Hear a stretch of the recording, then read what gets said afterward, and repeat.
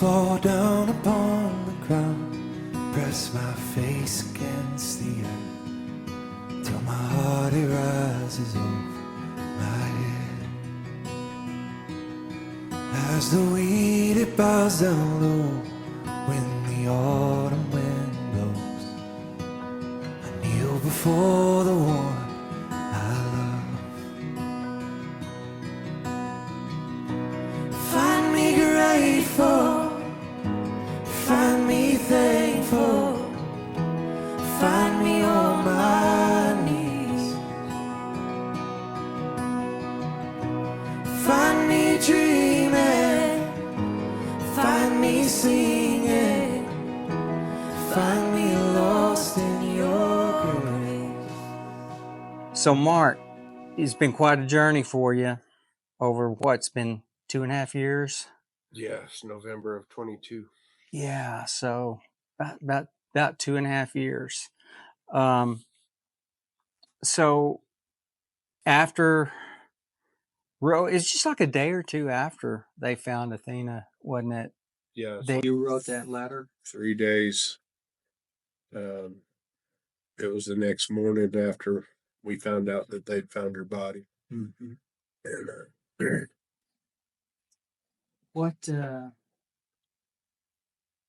What probed you to write that? well, after we found out on the way home from the church, I prayed to the Lord. I told the Lord, I said, I'm so numb. I need to feel this, Lord. I need to feel this. Mm. And he granted my request, and I started to weep on the way home, and then went to bed that night. I woke up the next morning and I was getting angry. I wanted to murder the man that did this to my grandchild and put my family through this. And I was sitting right over there on that couch and I was wrestling with it. I was all kinds of thoughts flooding my head. How can I get close to this guy? How can I get my hands on this man? Mm-hmm. What crime can I commit that, sort of a felony that could get me in a cell next to him?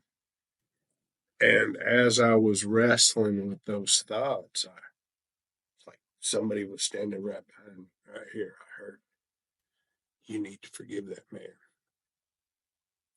And I'm still wrestling with these thoughts, but I heard it. I mean, clear as if somebody was standing behind me. And then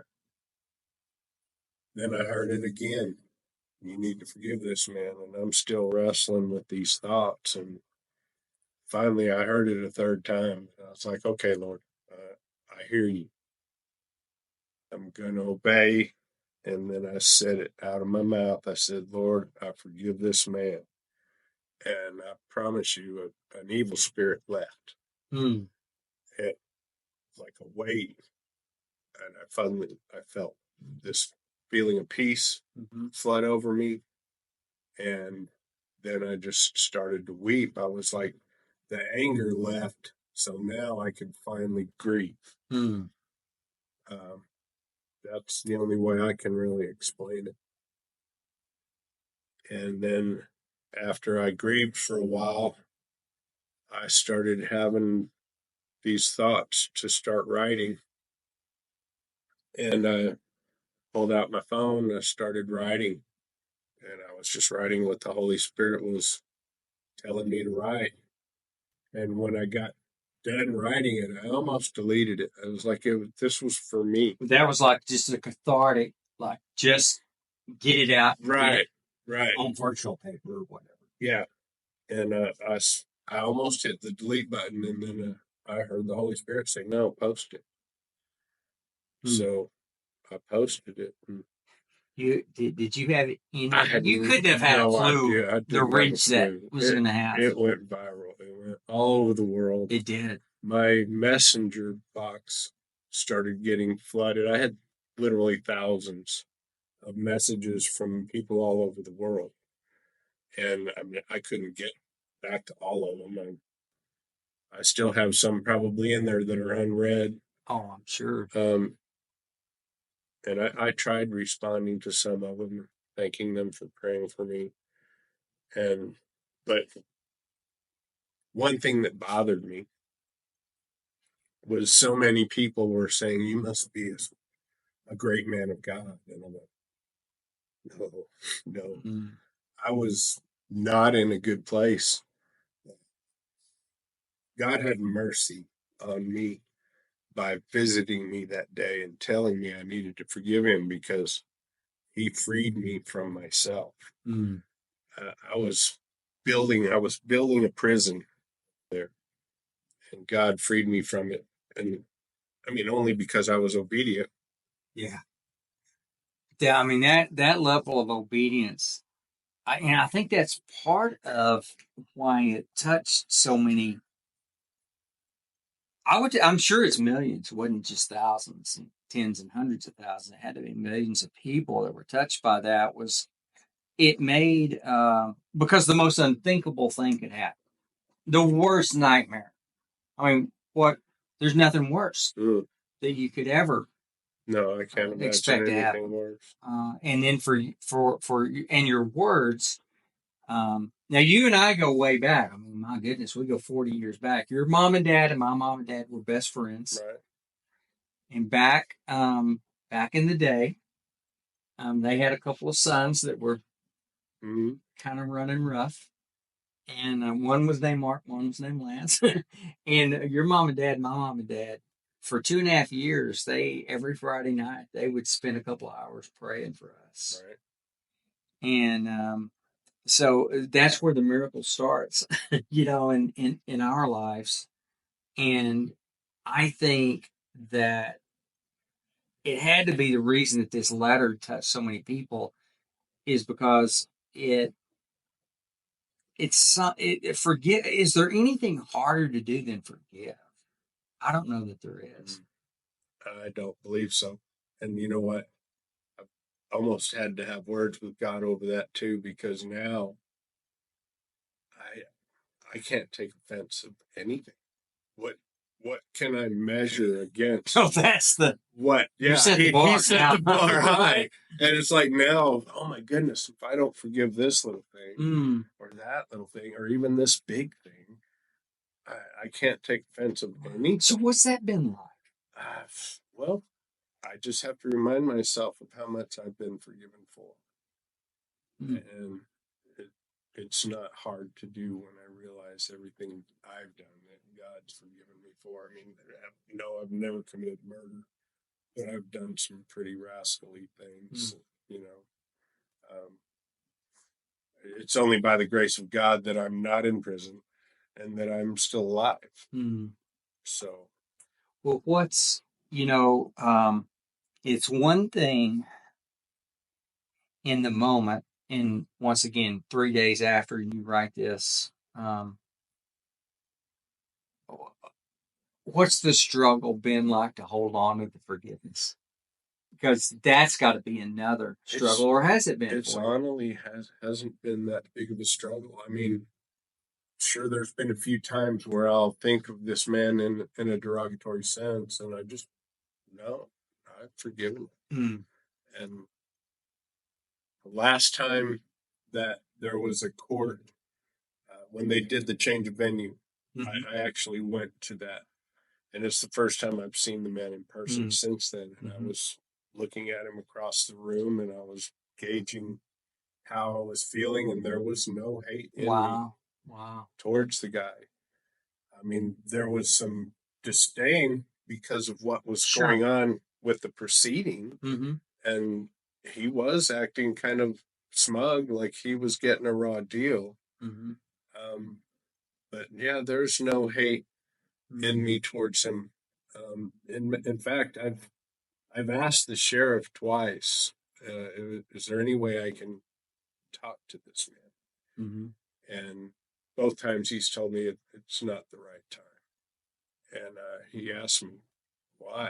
I said, well, honestly, I just want to see if I can sit across a room from him and speak with him and still feel like I forgive him. I said, this is more for me than for him. That's the thing about forgiveness. It What I chose to do doesn't affect him at all.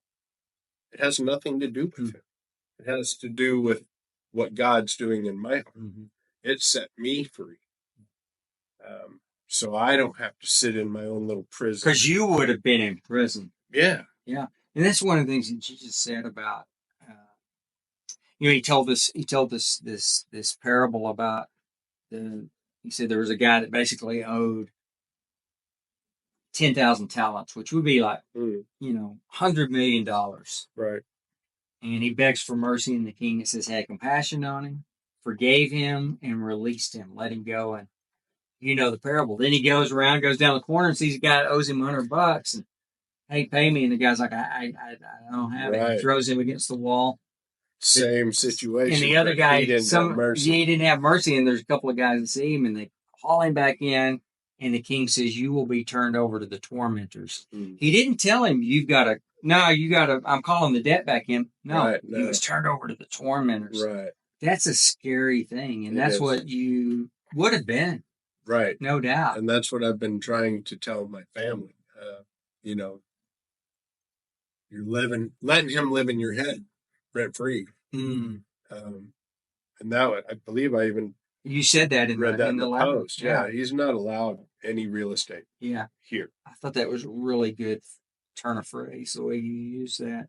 What has been the reaction by others as far as, have you had pushback after you wrote that letter? People like, you can't do that, or have you had any of that? Some of the messages, there was maybe one or two that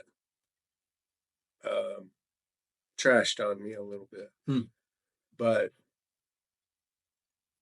yeah, for the most part, it was all positive. And I haven't even looked back at any of that in a long time. Well, you know, we were talking earlier before we went live, because I was going to ask you, and you brought it up, that because I knew, no doubt, that news stations had contacted you, but you didn't. No, I got a few emails. I got a few text messages from different stations, well-known ones as well, and I didn't even respond to them because, like I said, this wasn't about me. Yeah. I was not looking to draw any attention to myself. Yeah. And I'm still not. Yeah, I haven't seen that from you at all. When you asked, I thought maybe it's time to actually talk about this. Maybe this can help somebody else. And I trusted you. Yeah.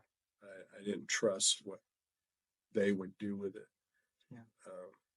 Didn't want it to be twisted. I didn't want to be glorified. None of that.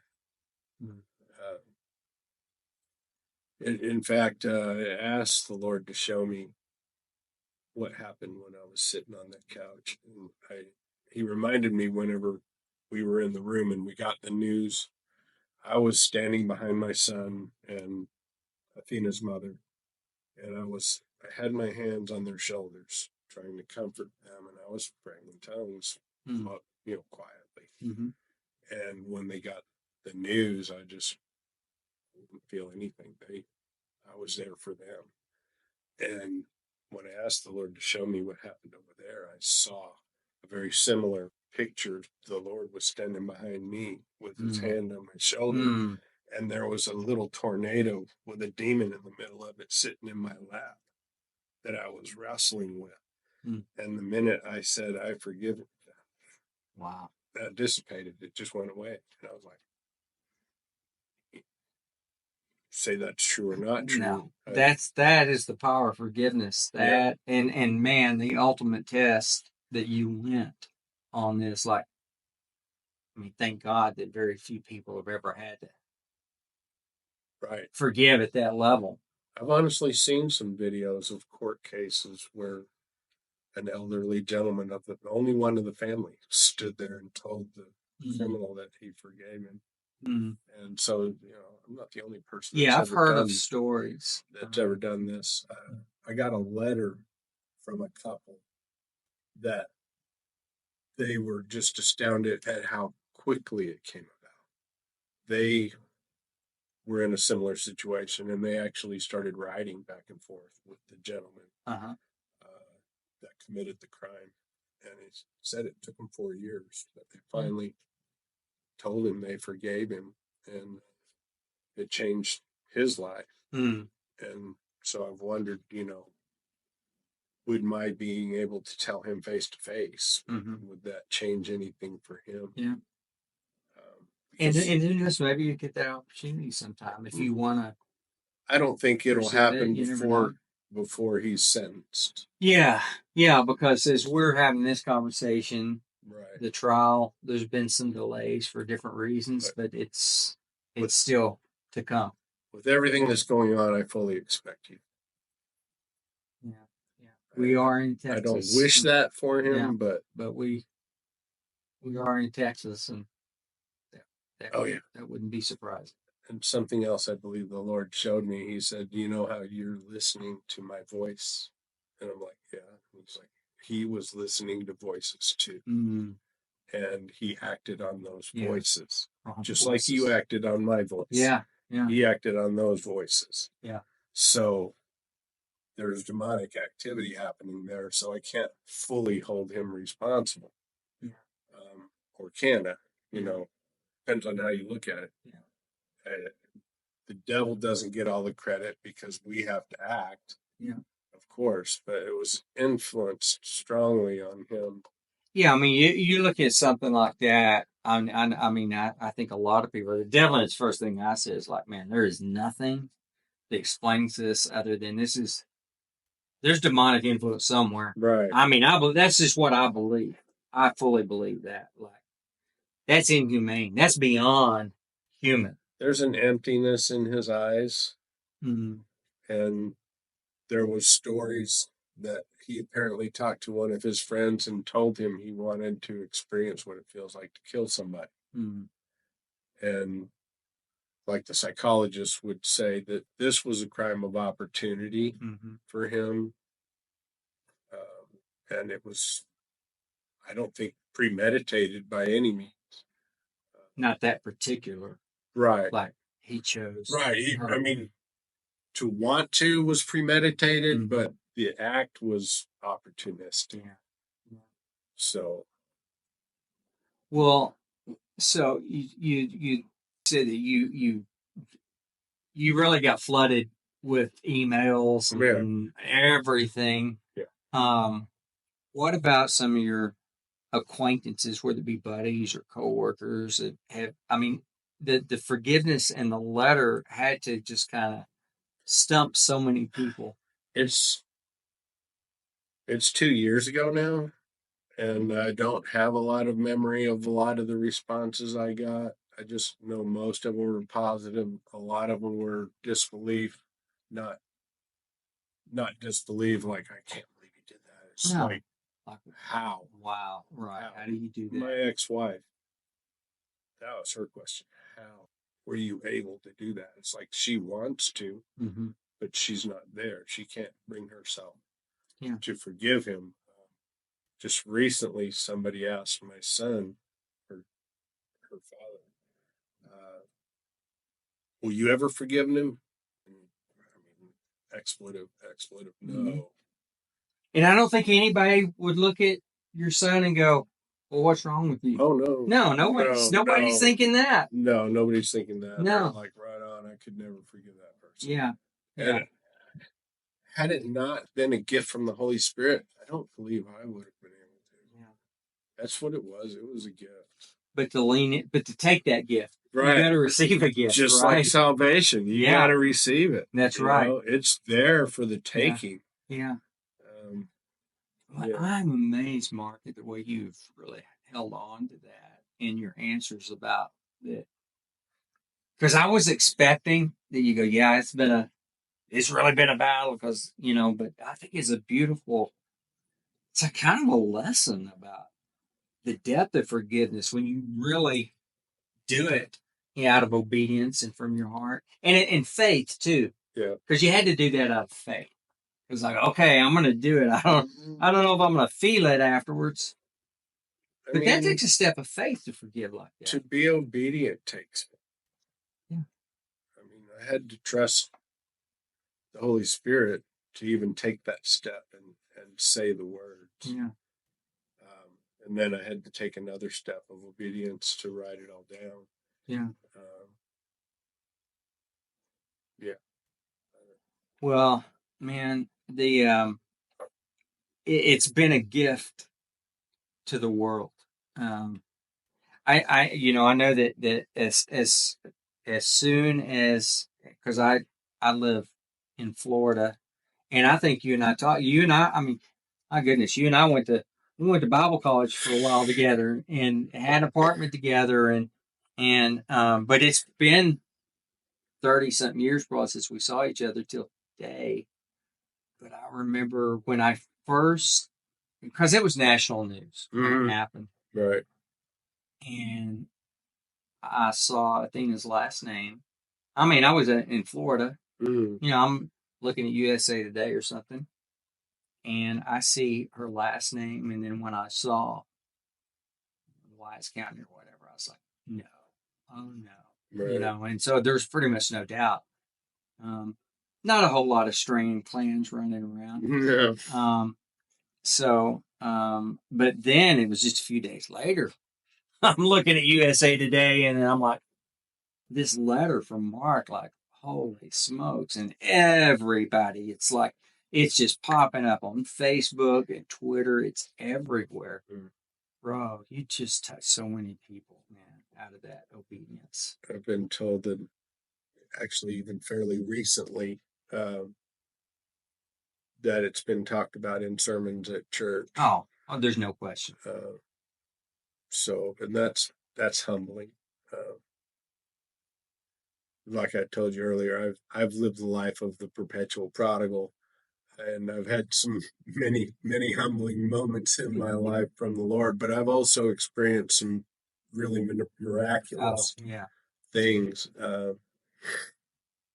When I was 30 years old, I was deep into drugs. I was sitting in a dump truck, rolling a bowl for who knows that, smoking meth. I was just in a deep, dark place. And I said, God, you're fixing to have to do something because I'm going off the deep end. And right then, the Holy Spirit filled the cab of this truck. And I started weeping. And I threw out the window. And I woke up the next morning. I was 100% completely delivered.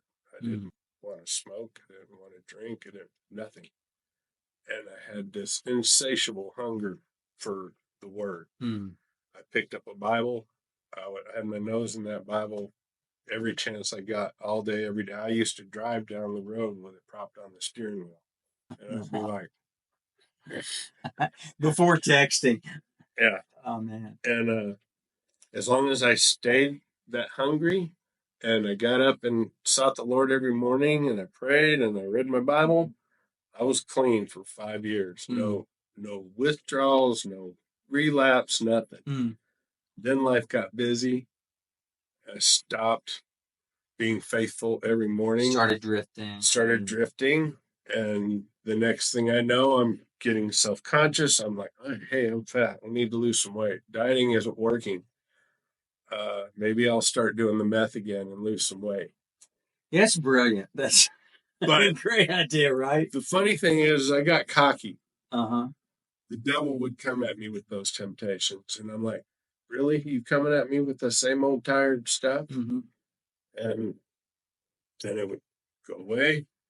Then the further I walked away, that temptation would come back, and then I'd start thinking about it. And that's where he gets you. Right? Yeah. As soon as you start thinking about it, then the temptation becomes real. And then I got to thinking about it later. Yeah, he got me with that same old tired stuff. Yeah.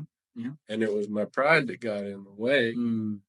So another humbling moment. Yeah. It can come in cycles, no question. Well, man, my old friend, and I say that from now that you're old, we're both old. I think I'm a few months older than you, if I remember right. I'm a July baby.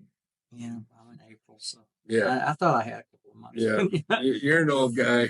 Yeah, that's I'm right. not. You're just a young pup. But I appreciate you so much, and just the example, and the people that you've touched, and the story's not over. But Far from there's gonna be over. a lot of people touched too ahead, and so man, thanks for opening your heart up. But it's a sacrifice, and really appreciate it. Yeah. You're welcome. And thank you for talking about it. I think it was time. I appreciate you.